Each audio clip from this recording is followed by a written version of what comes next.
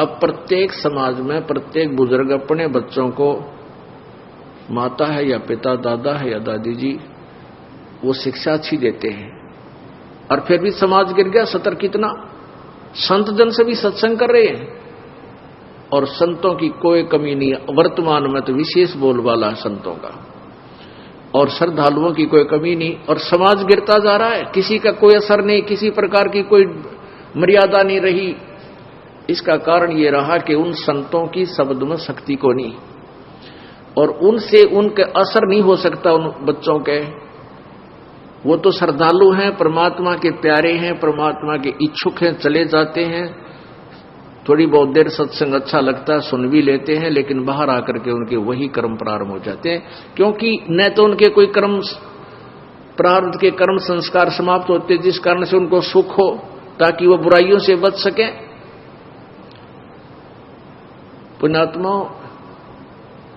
आप जब इस मार्ग से जुड़ जाओगे और सच्चे दिल से आप मोक्ष चाहोगे, आप किसी का बुरा नहीं कर सकते। बुरा करोगे तो आपका डबल होगा, क्योंकि परमात्मा कबीर जी नहीं करेंगे, क्योंकि परमेश्वर ने आपके पाप कर्मों को रोक दिया जो आपको दुखी करेंगे, और वो अभी आपके पाप नाश नहीं करेंगे, क्योंकि वो देखते हैं कि ये कितना चलेगा हमारे साथ, ये काल के पाले में फिर ना चला जा।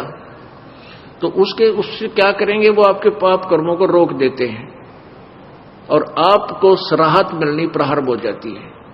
कुछ दिनों के बाद आप छोड़ जाते हो, या फिर आप बीच में कुछ थोड़ा बहुत हेरा फेरी करने की चेष्टा करते हो, किसी कोई जो मर्यादा हमने बता रखी है उसके विरुद्ध क्रिया कर देते हो, आपको हानि, तुरंत हानि हो जाती है, और फिर आपको समझ में भी आ जाती है कि मैंने ऐसी गलती कर दी, आज मुझे इसलिए हानि हुई, तो दूसरी बार आप वो गलती नहीं करते। और दास ने आपको बताया हुआ है कि जिसका कोई, जैसे हमने मर्यादा आपको बता रखी है, इन मर्यादाओं में रहकर आप भक्ति करो, आपको न्यारे सुख होंगे, और जो मर्यादा तोड़ देगा उसका नामखंड हो जाएगा, और नामखंड हो जाने से आपको परमात्मा की शक्ति मिलना बंद हो जाएगी। जैसे बिजली का कनेक्शन आपने ले रखा है और वो कनेक्शन कट गया, तब पहले तो आपका पंखा भी चला था, ट्यूब भी जग रही थी, और भी आप सब कार्य कर रहे थे, अपना आटा भी पीस रहे थे, जल भी निकाल रहे थे मोटर तक, फिर वो बंद होगी। क्यों होगी? क्योंकि आपका कनेक्शन कट गया। इसी प्रकार से जिसने उपदेश ले लिया और आखिरी सांस तक मर्यादा निभानी पड़ेगी, मर्यादा में रहो, आपका नामखंड ना हो, तो आपको परमात्मा की शक्ति का लाभ प्रॉपर मिलता रहेगा।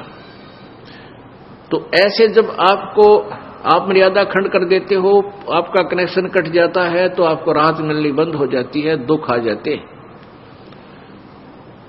फिर आप आकर के यहां आपको बताया है कि बार बार बकवाद नहीं करें, बार बार जानबूझ के नाम को नहीं तोड़ना चाहिए, और किसी कारण से, क्योंकि नए नए बच्चे हैं, समाज में जाते हैं, अन्य समाज जो है हमारी मर्यादा के टोटली विरुद्ध काम कर रहा है। एक परिवार में एक सदस्य नाम लिया और 5 सदस्य आन उपासक है। हमें भी पता है कि हमारे बच्चों का ये नाम शीघ्र सी सेट होने नहीं देंगे, तो परमात्मा के आदेश से ये ऑप्शन छोड़ दिया है कि एक आध बार किसी का ऐसा नाम खंड हो जाए तो दोबारा तुरंत ले लेना चाहिए, नहीं तो लाभ नहीं मिलेगा। तो अब बहुत से बहन बेटी भाई आते हैं, जी मेरे पर गलती होगी, माफ कर दो, क्योंकि उन्होंने गलती की, उनको दूना दुख हो गया मर्यादा तोड़ते ही, और पहले सुख होने शुरू हो गए थे। कान पकड़ते हैं जी, आगे से कोई कहता जी बीड़ी पी ली मैंने एक दिन और मुझे ऐसी हानि होगी, आगे नहीं पीऊंगा, दोनों कान पकड़ता हूं। अच्छा भाई, आगे गलती ना करना, नाम दोबारा दे देते। फिर बार बार करेगा तो फिर मालिक नहीं सुनेगा तेरी बिल्कुल भी। तो इस डर से फिर वो गलती बंद हो जाती है, ना वो चोरी कर सकता, क्योंकि ज्ञान हो जाता है कि जो अगर हम चोरी करके सेठ बनना चाहते हैं, दूना दुख होगा, डबल पाप हमारे लगेंगे, और वो चोरी किया हुआ धन आपके पास नहीं रह सकता, ये गारंटीड बात है। और वो पाप आपके साथ रह जाएंगे जो चोरी करने से बने।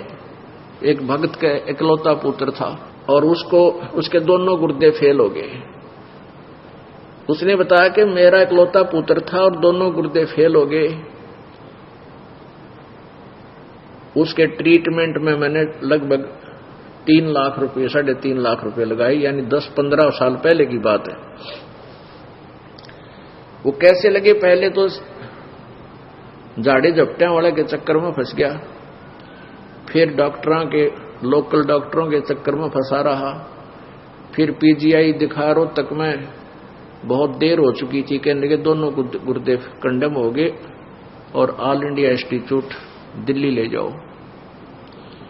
वहां ले गए तो उन्होंने बताया भी अपना किसी रिश्तेदार का कोई गुर्दा दान कराओ, तो उन्होंने किसी से ऐसे कर करा कर वो गुर्दा जो आया, लड़का स्वस्थ हो गया, 3.5 लाख रुपये लग गए। गुर्दे तो ठीक हो गए, एक दिन बस एक्सीडेंट में वो लड़का मारा गया। अब फिर उस भली आत्मा ने फिर अपनी सारी सत्संग सुना, उसका सौभाग्य था कि सत्संग सुनने को मिल गया उसको। फिर वो फूट फूट कर रोया मेरे पास आके, कहने लगा जी आज का जो सत्संग आपने सुनाया, मैंने ऐसे ही सुनाते हैं भी जो पाप करते हैं वो पाप तो उनके बैड अकाउंट में लिखे जाते हैं, और जो धन कमाने के लिए जो उन्होंने हथकंडे अपनाए, वो पैसा इकट्ठा किया, वो पैसा नहीं रहेगा, गारंटीड बात है, क्योंकि आपके भाग्य में नहीं है।